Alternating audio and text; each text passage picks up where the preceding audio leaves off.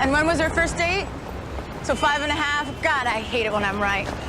I mean, what is it about guys that makes them want to screw anything that walks, even when they're going out with someone as awesome as Allegra Cole? I mean, she's only the single most fabulous thing walking around New York. Thanks, Young. Are you kidding? Of course I'm gonna run it. Why should she waste her heart on some Swedish aristocrat? Even if he is gorgeous. Hey, if he's stupid enough to cheat, then the world should know he's dumb enough to get caught. Exactly. I'm in the elevator. I'll see you in a minute. Good morning. How are you? Great, Sarah. What's your job? Bitter, party of one. Hey, you should try it sometime. Barbados by myself? I wouldn't last 5 minutes. It was just what the doctor ordered. I slept in, I did my yoga, I read a couple of books, I flirted with my scuba instructor. And apparently never left the office. I know, isn't that great? You should have taken someone with you. Who? Who am I going to take with me? This is where a boyfriend comes in handy. I don't have time for a boyfriend. You said that 2 years ago. Yes, and it's as true today as it was then.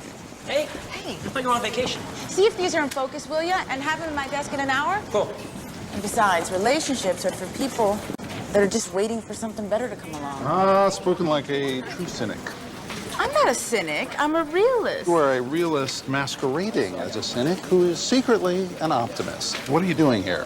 What is she doing here? She works here, remember? Oh, she doesn't. Not for another 4 days. Well, this couldn't wait. Oh, of course it could. What are you doing? Go back to the beach. I don't want you here. Oh, no, really, you do. You are becoming a sick workaholic lunatic, and this is exactly the kind of nervous, overwrought behavior that leads to Pictures of Subby with a busty brunette. a very, very big raise. Jesus, you could find dirt in a snowstorm. Comes with the job. You know, kiddo, there is more to life than watching other people live it. Can I help? He was cheating on my beach. Hey, I think that it's great that you're so good at your job. I'm just a little worried as to why. Let me worry about that. Okay, I want that column on my desk by lunch. Does that mean you're going to pay for my hotel? For you to sip Mai Tais? I don't think so. Get out. Okay, welcome to the commentary for the Hitch 3 lesson. First, I'd like to describe this scene for you in the movie, in case you have not seen it yet. In this scene, there is a woman. In the beginning, she's walking on the street in New York City, and she's talking on a cell phone. And she's talking to her friend at the office. She's describing what she saw on her vacation. She was supposed to be on a vacation, but on her vacation, she saw a famous guy, a famous rich Swedish guy, a guy from the country of Sweden. And this guy has a famous rich girlfriend named Allegra Cole in the movie. Well, anyway, this guy was cheating on his girlfriend. And she saw it on the island in Barbados where she was on vacation. And she got pictures. So, what is this woman's job? This woman is a gossip columnist. We call her job gossip columnist. Column, as we heard in vocabulary, means article. So she writes a gossip column. She writes a gossip article. But it's kind of a regular article. Maybe every day, maybe every week, she writes about celebrity gossip, famous people's gossip, their dirt, right? So she got some dirt while she was on vacation. She's supposed to be on vacation, but when she's on the beach, she saw this famous guy. He was with another woman, not his girlfriend. So this character in the movie, Sarah, she took some pictures. She got pictures of the famous guy cheating on his girlfriend. So she got dirt on this guy. She got gossip. So as she's back in New York City now, she's walking on the street, talking to her coworker, her friend at the office, telling him, "Oh, this is amazing. I got this great picture of him cheating." And in the beginning, she's saying, "I called it." She means, I knew, I predicted, I guessed they would break up after 6 months. And then she asked her friend, "How long has it been?" He says, 5.5 months. So very close to 6 months. So she's saying, "See, I called it. I predicted it. I knew it. I guessed they would only stay together for 6 months." So that's what she's saying. She's saying, I called it. I told you. I knew it. And then she goes into her office, and her friend is this gay guy who is in the office, who she was just talking to on the phone. He says hi, he's joking, he says, bitter, party of one, pretending he's a restaurant staff person working at a restaurant. And then they kind of joke with each other. And then as they're talking, her boss comes and sees her. And her boss is not happy, actually, because she is supposed to be on vacation. She works too much. Her boss wants her to take a break. So he's kind of criticizing her, joking, not really serious, but he's kind of joking, saying, "You're a workaholic. You're overwrought. You're nervous. You work too much." And he's telling everybody, this woman has a problem. She works too much. But then Sarah, this woman, the reporter, the gossip columnist, she says, "I got pictures of this guy with another woman." And then the boss he's like, "Wow, amazing." He's like, "You're going to get a big raise. I'm going to pay you more money." And then they go into his office, and they're talking a little more. And he says, "I'm amazed. You can find dirt in a snowstorm. It means you can find gossip anywhere." And she's kind of laughing, haha. And then she asks him, "Will you pay for my hotel, pay for my vacation, since I was working?" And he kind of laughs and says, "No, forget it. I'm not paying for your vacation. Finish your article and get out. Go home." So that's the general scene. That's the general situation of what's happening when you listen to the audio from Hitch. And this is the other main character in the movie. We have two big characters in the movie. Hitch is Will Smith, who we've heard before in the other scenes. And then this woman, whose name is Sarah. And later we'll get some other smaller characters as well. But these are the two main characters in the movie. And Sarah is kind of a cynic. Sarah is a cynic about dating. She does not trust men. She thinks all men are liars. They all lie. And they just want to screw any woman they can get. Remember, screw means have sex with, right? So she's kind of insulting men in this scene a little bit. And she's not romantic at all. Hitch, our other character, Will Smith's character, he is romantic. In fact, he's very, very, very romantic. He believes in true love, and he helps men find their true loves and get them. He's the date doctor. He helps them to do better with women. Okay, so now we've set up the situation. We've prepared the situation for the movie. We have two people, the very romantic guy, Will Smith, who helps guys with dating. And then we have Sarah, who's a cynic and a gossip columnist.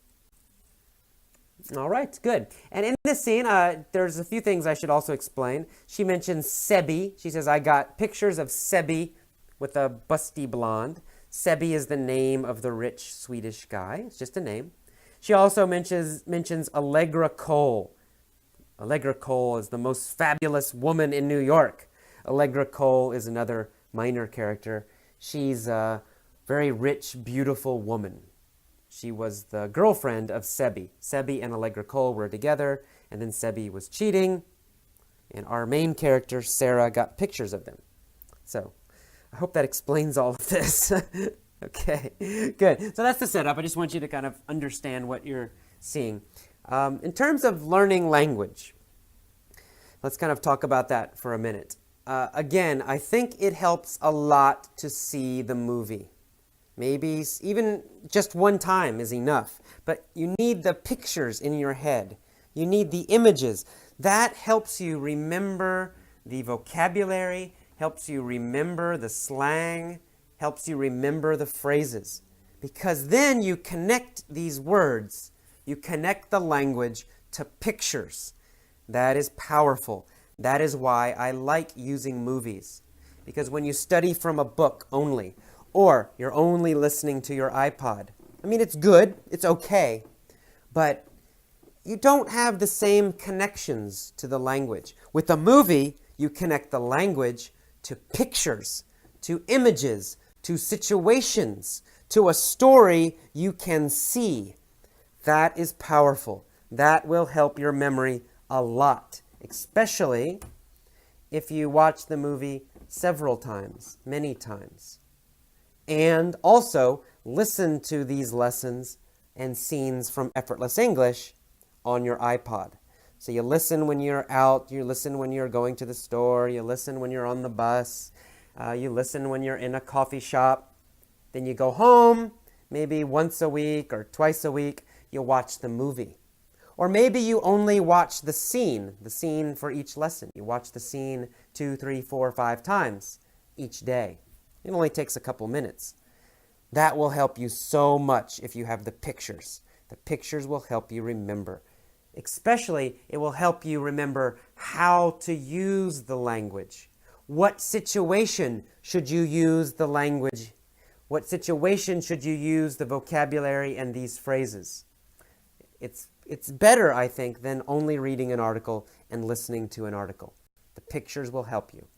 But you've got to listen to these lessons many times. You have to listen 1 hour every day. You have to watch the movie more than one time. And hopefully, many times, many days. That's how you can use these movie lessons, and you can use the movie to learn quickly and effortlessly. Okay, that is all for today's commentary. Please follow my advice and listen many, many times to each lesson. Listen to each scene from the movie several times. Do it over many days, not a lot during one day, but a little bit, but over many days, for many days. Okay, if you do that, at the end of this movie, you will know all the English in Hitch. You will know it. You will understand it instantly, quickly. You will remember it, and you will be able to use it yourself very quickly. That takes time. That takes repetition, but you can do it. Okay, good luck. If you have questions about the movie scenes or about the language, please write your question in the forums. Okay, welcome to the mini story for the Hitch 3 lesson. Let's get started. Here's the story first. There is a cynic named Hurley. He does not believe in love. He hates dating and romance. He won't even flirt with girls or get a cell phone. Hurley's sister is overwrought, worrying about him. She says, "Hurley, just try. You might meet a beautiful girl and fall in love." Hurley says, "You are a lunatic. I'll never fall in love." Hurley's sister says, "I predict you will fall in love." Then she gives Hurley a cell phone and says, "This is for you. It will come in handy for dating." The next day, Hurley goes to a coffee shop. He sees a beautiful, busty blonde woman. She sees him too. She walks over to him and says, "You are so cute. Can I have your phone number?" Hurley is shocked, but he gives her his cell phone number. The next night, they go on a date and fall in love. Hurley's sister calls him after the date, and she asks, "So, what's the dirt?" Hurley says, "Well, you called it. I fell in love and I'm happy. In fact, it's just what the doctor ordered." Okay, let's go back to the beginning, this time with questions. As usual, you can answer the questions quickly out loud, just shout them out quickly, or you can use your pause button if you need to think a little while and then answer the questions. Or you can relax and just listen to the questions and not worry too much about answering them. Up to you. Okay, here we go, up to the top. There is a cynic named Hurley. Is Hurley an optimist? Is he very positive? Well, no, Hurley is not positive. He's not. Hurley is a cynic. Is Hurley quite negative? Well, yes, that's exactly right. Hurley is a cynic. He's a very negative person. Is Hurley a cynic about everything? Well, no, he's not. He's not a cynic about everything. Is he a cynic about money? No, he's not a cynic about money. Is he a cynic about his family? No, he's not negative about his family. He's not pessimistic about his family. He's not a cynic about his family. What is he a cynic about? Well, he's a cynic about love. He does not believe in love, in romantic love, in dating. So he is a cynic about love. He hates dating and romance, in fact. He won't even flirt with girls. Will Hurley joke and chat with beautiful girls? No, he won't. He ignores them. He won't even flirt with them. Will he smile at them and try to get closer to them? No, he won't do that either. He won't flirt with girls at all.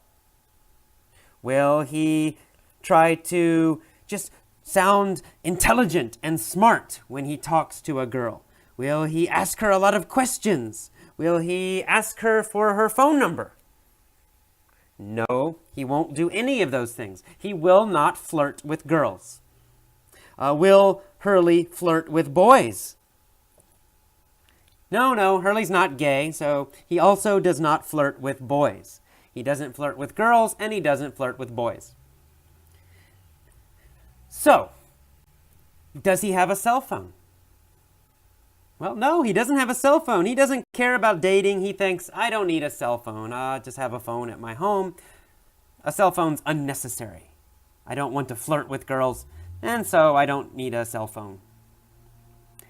Hurley's sister, however, is overwrought.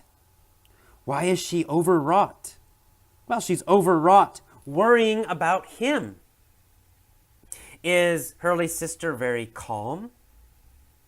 No, she's not calm. She's upset. She's the opposite. She's very upset and worried about Hurley. Is she very nervous about him?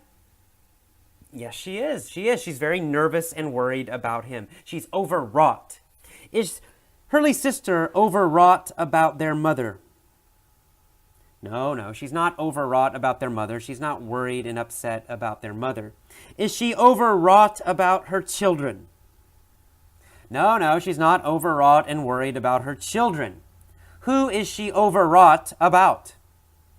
Well, she's overwrought, she's worried and nervous about Hurley. Why is she overwrought about Hurley?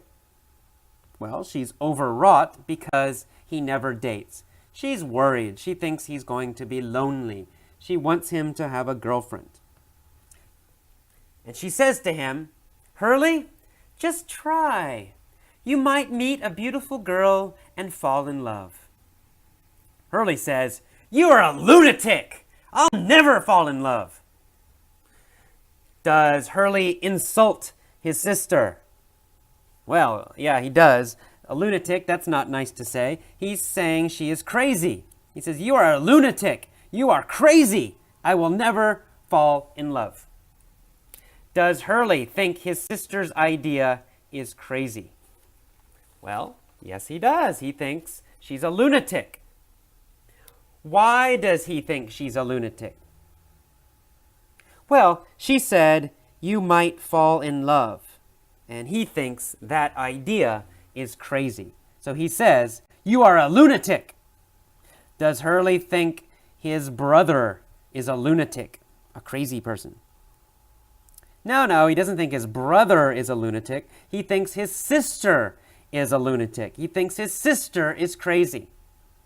But Hurley's sister says, I predict you will fall in love. Does she guess he will fall in love in the future? Yeah, that's right. She predicts, she guesses about the future that he will fall in love. I predict you will fall in love. Then she gives Hurley a cell phone, a mobile phone, and says, Here, Hurley, this is for you. It will come in handy for dating. Will the phone come in handy for his job? Well, maybe. It might come in handy for his job. But his sister says it will come in handy for dating. Will the phone be useful for dating? Yes, that's right. It will be useful. It will be good for dating. It will be helpful for dating. It will come in handy for dating. What will come in handy for dating? Well, the cell phone. The cell phone will come in handy for dating. Will the cell phone come in handy for vacations? Well, I don't know, but no, probably not. It won't come in handy for vacations. It will come in handy for dating. That's why she gave it to him. It will be useful. It will be helpful. It will come in handy for dating. Okay, Hurley takes the phone, but he's still a cynic. And the next day, Hurley goes to a coffee shop. However, on that day, he sees a beautiful, busty blonde woman. Is this beautiful woman very small? Does she have small breasts? Sorry, but that's what it means. Does she have small breasts? Well, no, the opposite. She has large breasts. She is a busty blonde woman. Does she look like a movie star with very large breasts? Yes, that's right, she does. She has very large breasts. She's a busty blonde woman. She is a busty woman. It means she has large breasts, a large chest. She's a very busty woman. Is she a beautiful, busty brunette woman? No, she's not a beautiful, busty brunette woman. She is a busty blonde woman. She has blonde hair. She is a busty blonde woman. And she sees Hurley also. She walks over to Hurley and says, "You are so cute. Can I have your phone number?" Hurley is shocked, but he gives her his cell phone number. The next night, they go on a date, and they both fall in love. After the date, Hurley's sister calls him, and she says, "So, Hurley, what's the dirt?" Does his sister want to know the details, the personal details about the date? Yes, that's right. She wants to know the dirt, the gossip, the details about his life, the secret details. Does she want to know if he fell in love, what she was wearing, what they talked about, what they ate? Yeah, that's right. She wants to know all of that. She wants all the dirt, all the personal information, all the gossip. She wants all the gossip about Hurley's date. She wants the dirt. Does she want the dirt about Hurley's job? No. She doesn't care. That's boring. She doesn't care about Hurley's job. She wants the dirt on his date. She wants the dirt on this blonde woman. She wants the gossip, the personal details about this woman, about their date. Does Hurley give her the dirt? Does he give her the gossip, the information? Yes, he does give her the dirt. He says, "Well, you called it." So does Hurley admit, does he realize, yes, my sister guessed what would happen? That's right. He says, "You called it. You predicted it. You guessed what would happen." Did his sister call the fact that he would fall in love? That's right. She called it. She predicted he would fall in love. She guessed he would fall in love. She called it. Right? She knew. So she called it. What did she call? Well, she called the fact that he would fall in love. She called it. She predicted it. So he says, "Yes, you called it. I fell in love and I'm happy. In fact, it's just what the doctor ordered." Is Hurley happy now? Well, yes, he is. Does he think it's good that he fell in love? Well, exactly. He said it's just what the doctor ordered. It's exactly what he needed. Does Hurley think he needed to fall in love, that it was a good thing? That's right, exactly right. He felt it was necessary. He realizes he needed to fall in love. It was just what the doctor ordered. Did Hurley get exactly what he needed? Yes, he did. He got just what the doctor ordered. Falling in love was just what the doctor ordered. It was exactly what he needed. All right, good job. Let's go up to the top one more time. This time I will pause. I will stop after important phrases, after important sentences. Please repeat the phrases after me. Don't just repeat. Copy my pronunciation. Copy my pauses. Copy my rhythm. Copy my intonation. Copy everything. Try to say it exactly like me. All right, up to the top. There is a cynic named Hurley. Good. There is a cynic named Hurley. He does not believe in love. He hates dating and romance. He won't even flirt with girls. Good. He won't even flirt with girls. Good. He won't get a cell phone. Hurley's sister is overwrought. Good. Hurley's sister is overwrought. She's overwrought worrying about him. She says, Hurley, just try. You might meet a beautiful girl and fall in love. Hurley says, you are a lunatic. Good. Hurley says, you are a lunatic. Good. I'll never fall in love. Hurley's sister says, I predict you will fall in love. Then she gives Hurley a cell phone and says, this is for you. It will come in handy for dating. Okay, good. It will come in handy for dating. Okay, very good. The next day, Hurley goes to a coffee shop. He sees a beautiful, busty, blonde woman. He sees a beautiful, busty, blonde woman. Good. She sees him too. She walks over to him and says, you are so cute. Can I have your phone number? Hurley is shocked, but he gives her his cell phone number. The next night, they go on a date, and they fall in love. Hurley's sister calls him after the date, and she asks, so, what's the dirt? Good. So, what's the dirt? Okay, very good. Hurley says, well, you called it. Good. Hurley says, well, you called it.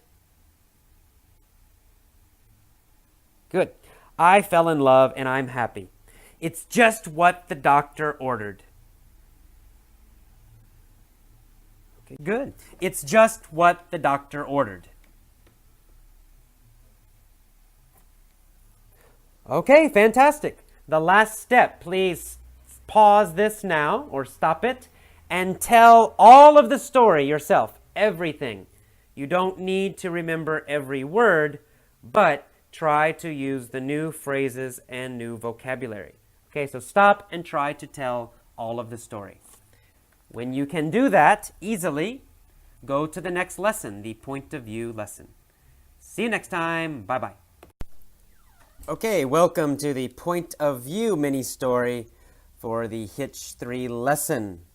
Let's tell the same story again. This time, we'll begin the story with the phrase, 5 years ago.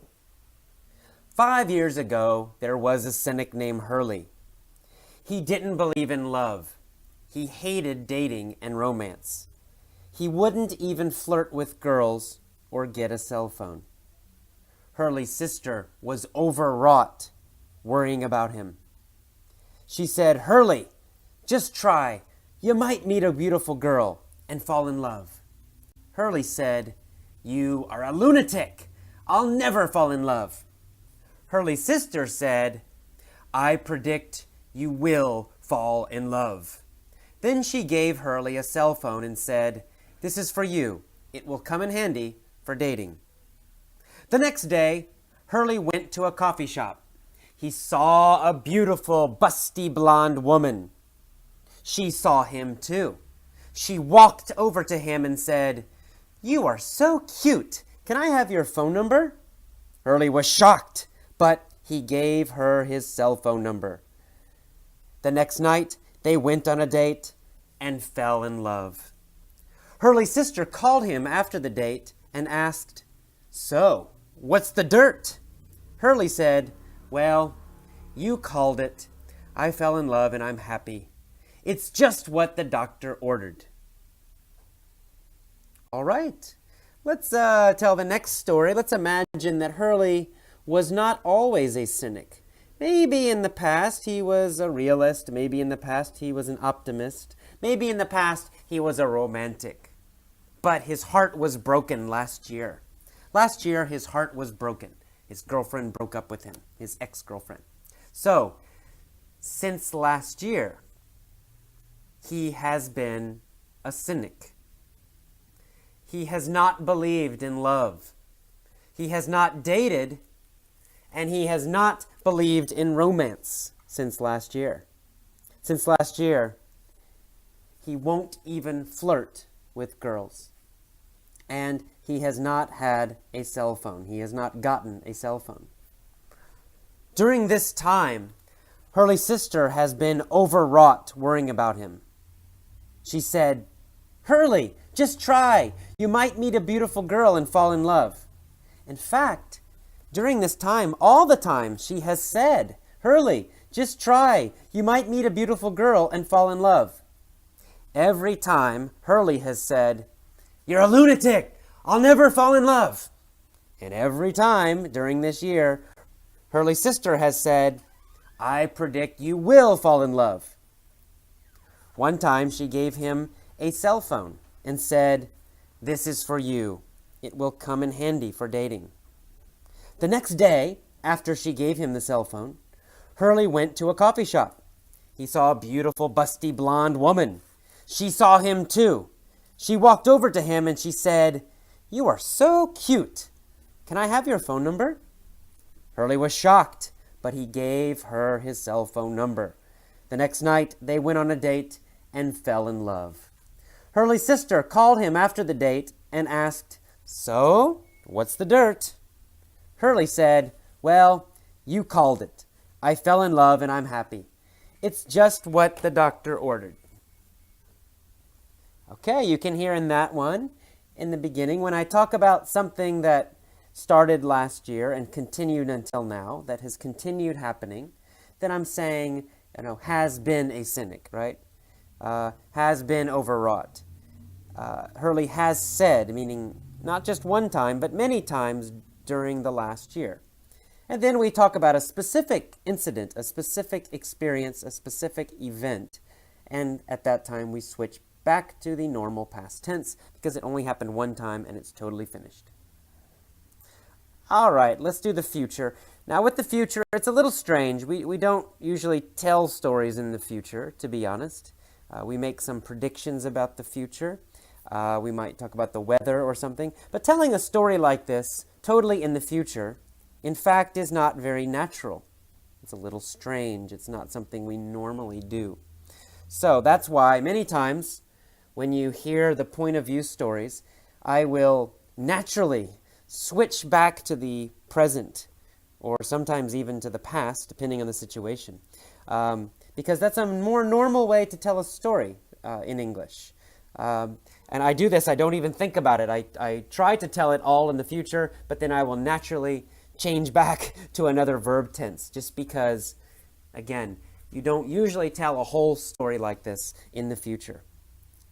You might begin it with the future, but then you probably would sometime switch back to the present tense for most of it. So I'm going to do it a little more naturally this time. I'm not going to think. I'm just going to tell it how I normally would tell it, how I naturally would tell it to a native speaker. Here we go. I'm imagining that next year there will be this guy named Hurley, and he will be a cynic. He won't believe in love. He will hate dating and romance. In fact, he won't even flirt with girls, and he won't get a cell phone. His sister is going to be overwrought worrying about him. She's going to say, "Hurley, just try. You might meet a beautiful girl and fall in love." When she says that, Hurley will say, "You're a lunatic. I'll never fall in love. And Hurley's sister will say, I predict you will fall in love. Then she will give Hurley a cell phone and say, this is for you. It will come in handy for dating. The next day, Hurley will go to a coffee shop. He'll see a beautiful, busty blonde woman. She'll see him too. She'll walk over to him and say, you are so cute. Can I have your phone number? Of course, Hurley will be shocked, but he'll give her his phone number. The next night, they'll go on a date, and they'll fall in love. Hurley's sister will call him after the date and will ask, so, what's the dirt? Hurley will say, well, you called it. I fell in love and I'm happy. It's just what the doctor ordered. Okay, well, actually I did tell it all in the future, pretty much, except for the quotes. But the rest of it I told in the future, a little more naturally this time than some of the other stories. What I would like you to do now is go back, listen to each version of the story again. Listen many times. Just listen. Just learn to naturally hear the difference with the time changes. After that, listen to one version, then pause. Tell that version yourself. Begin the story with 5 years ago, then tell all of the story. Then listen to the next version. Pause. Begin the story with since last year, and tell the whole story again, using that time period. And then finally, tell the story one more time. Listen to the last version, then stop and tell it yourself. Start with next year. There will be a cynic named Hurley. Okay, if you keep doing this with every lesson, you will naturally begin to internalize, to remember these common verb tenses, these common time frames that we use in English every day in conversation. Just relax. Don't try to memorize any kind of difficult grammar rules. Don't worry about the grammar names. Just practice doing these stories again and again and again and again, many, many, many times, 3, 4, 5, 6 months. Believe me, I promise you will get better. Okay, I'll see you next time. Next up, after you finish this, go to the commentary. Okay, bye-bye. Welcome to the vocabulary lesson for the Hitch 3 scene for the movie. Let's get started. In the beginning of this scene, there's a woman, and she starts by saying, did I call it or did I call it?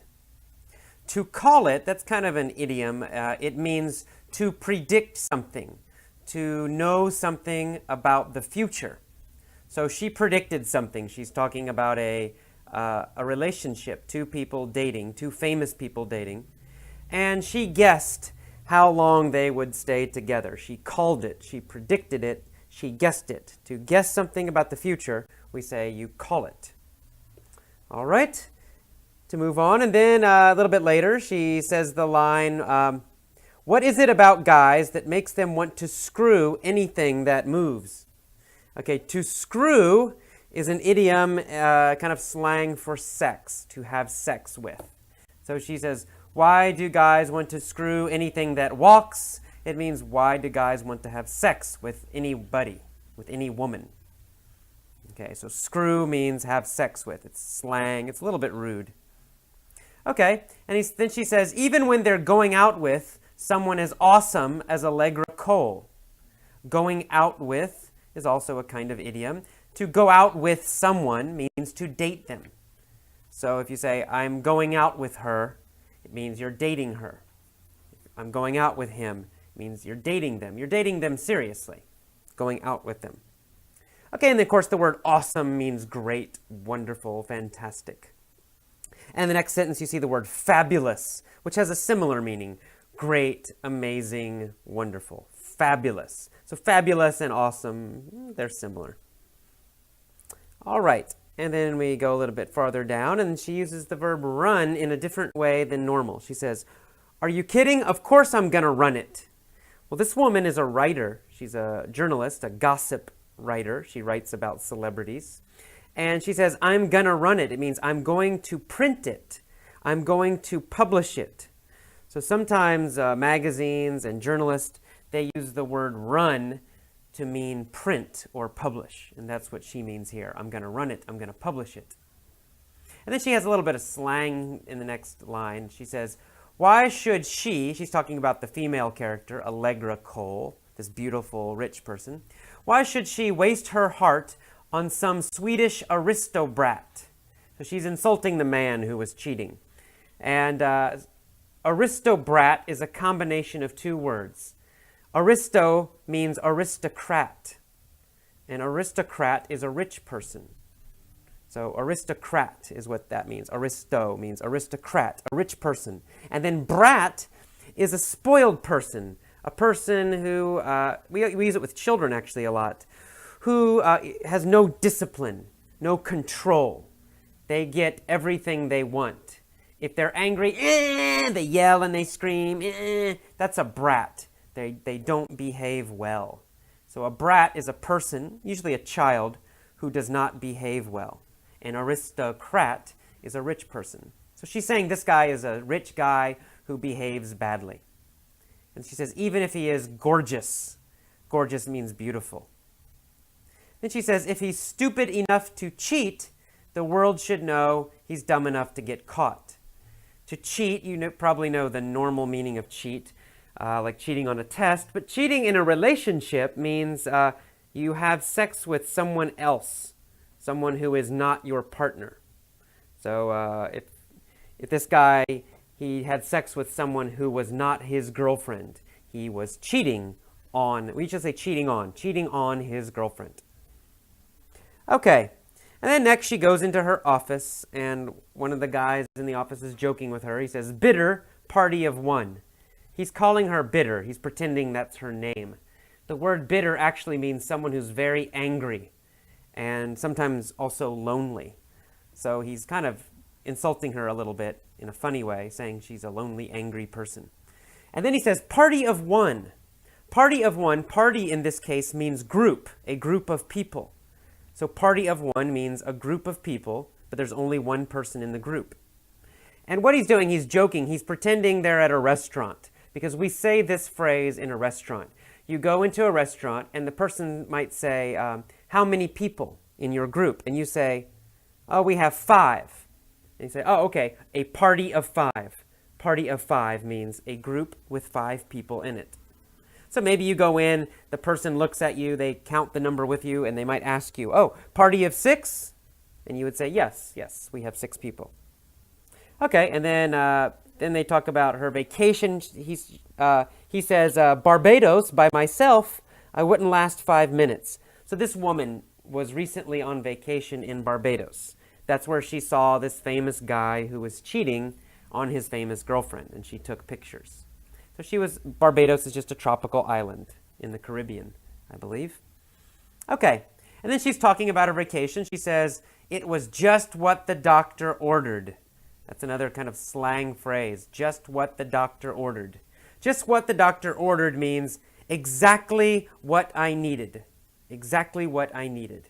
So if you say, wow, this drink is just what the doctor ordered, it means maybe you're very thirsty, so you really needed a drink. So it means just what the doctor ordered. Anything. It could be anything. And then she describes what she did on her vacation. She said, I read a couple books. I flirted with my scuba instructor. To flirt is to tease somebody. Usually you're interested in them. You're attracted to them. You think they're handsome or beautiful. And you tease them, you play with them, you chat with them because you are attracted to them. Maybe you want to date them. So maybe you joke, you laugh. You're trying to get them to like you. We call that flirting when it has kind of a little bit of a romantic feeling. And then her friend says, oh, and apparently you never left the office. Never left the office is another kind of idiom. And it means never stopped working. If you don't leave the office, it doesn't really mean you're stuck in your office. It just means you never stopped working. Okay? Even though she was on vacation on a tropical island, she was still doing her job. She never left the office. And then she says, yeah, that's great. And then he says, this is where a boyfriend comes in handy. Comes in handy means is useful. So if something comes in handy, it's useful. a boyfriend comes in handy on a vacation. It means it's good, it's useful to have a boyfriend. It's good, it's fun to have a boyfriend if you're on vacation. That's what he means. If you're building a house, a hammer comes in handy. A hammer will help you build the house. It's useful. All right, later down in the conversation, her boss comes in. He interrupts their conversation, and he says, "Spoken like a true cynic." A cynic is a person who is very negative and very pessimistic. They always think something bad will happen. They always think other people are kind of bad. They don't trust people. That's a cynic. A cynic is a person who's very negative, very pessimistic. And then the woman says, "No, I'm not a cynic. I'm a realist." A realist is a person who is very practical. We've had that word before. It means they see reality. They see the world exactly as it is. They are not fooled. They're not confused. So a realist is not a pessimist and they're not an optimist. They are kind of in the middle. They see things in a real way. So she says, "I'm not a cynic, I'm a realist." And then he has a long sentence. He says, "You are a realist masquerading as a cynic who is secretly an optimist." Masquerading as means pretending to be. You are a realist masquerading as a cynic means you're a realist pretending to be a cynic. You're not really a cynic. You're pretending to be. You're masquerading as a cynic. You're pretending to be. All right, and then down later in the conversation, her boss is kind of insulting her. He says, "You are becoming a sick, workaholic lunatic." Okay, a lunatic is a crazy person. Crazy person. Maybe they have to go to a hospital. A lunatic, a very crazy person. And a workaholic is a person who works too much. Maybe they're addicted to their job. They're addicted to work. They never stop working. They never relax. They're always working too much. We call that person a workaholic. And then he says, "And this is the kind of nervous, overwrought behavior." And he gets interrupted. But overwrought behavior. Overwrought behavior means too much. And usually means too much energy, too much nervousness. So he's saying you're working too much. You're too energetic, too crazy, too nervous. You need to relax. You need to slow down. Your behavior is overwrought. It's too strong. It's too nervous. It's too energetic. Overwrought. Okay, and then she interrupts him. She tells him what she did on the island. She says, "I got pictures of Sebi with a busty brunette." Now, Sebi is just a name of a character. It's the rich Swedish guy that she got a picture of on the beach. He's not a big character in the movie. You never see him. But anyway, it's just a name. Sebi is just a name. It's not a normal American name, in fact. So just ignore it. But then with a busty brunette. So she got a picture of this Swedish guy, famous Swedish guy, with a busty brunette. Brunette means a woman or a man with brown hair. Busty means with large breasts is what it actually means. Busty, large breasts. So it's a brown-haired woman with large breasts, a busty brunette. And then her boss is very happy and he says, "Oh, you will get a very big raise." A raise means, of course, more money. More money for your job, higher pay. And then he's surprised. He's very happy and he's kind of joking. He says, "Jesus, you could find dirt in a snowstorm." Jesus, we sometimes say Jesus when we're surprised or angry or emotional. We just say, "Jesus." Or sometimes we say, "God," or "Wow." It doesn't really have a meaning here. It just means you're emotional. And you could find dirt in a snowstorm. So this is kind of a funny little sentence. Dirt has two meanings here. So he's telling a joke using two meanings of this word. Of course, you know the normal meaning of dirt, similar to dirty. But dirt is also slang for gossip. It means gossip, information about famous people, or personal information about someone, secret personal information. So he says you could find dirt in a snowstorm. So he's talking about in a snowstorm, it's very white, very clean. And if you find dirt, it means it's hard to do, right? It's hard to find dirt in a snowstorm if it's snowing. So what he's saying is you can find gossip anywhere. You can find gossip. You can find secret personal information anywhere. It's amazing. Okay, so he's complimenting her actually because she does a good job with her. Her job is to find gossip and write about it. Okay, they talk a little bit more, and then at the end he says, okay, I want that column on my desk by lunch. In this case, column means a newspaper article, a newspaper story. But it's a special kind of newspaper story. It's a newspaper story that appears again and again and again. So maybe every week, maybe every day, the same writer doing similar stories. We call that a column. So she writes a gossip column. Maybe every week, she writes some story about gossip. So he says, I want that column. It means I want that article on my desk by lunch. Put it on my desk so I can read it. And then finally she says, so will you pay for my hotel? Right? She was on vacation, but she did some work. So she wants her boss to pay the hotel bill. And she's kind of joking, and he laughs, and he says, no, no way. He asks, for you to sip Mai Tais? I don't think so. So he's saying a Mai Tai is a tropical drink. It's a cocktail. It's an alcoholic drink.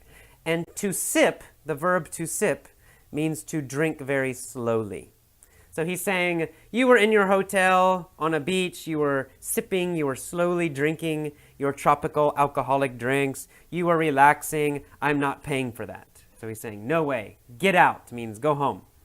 I will not pay for your hotel because you are on vacation. All right, that is the end of the vocabulary for hitch number 3.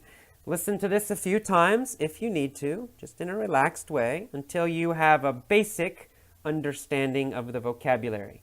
Then go to the mini story. Okay, see you next time. Bye-bye.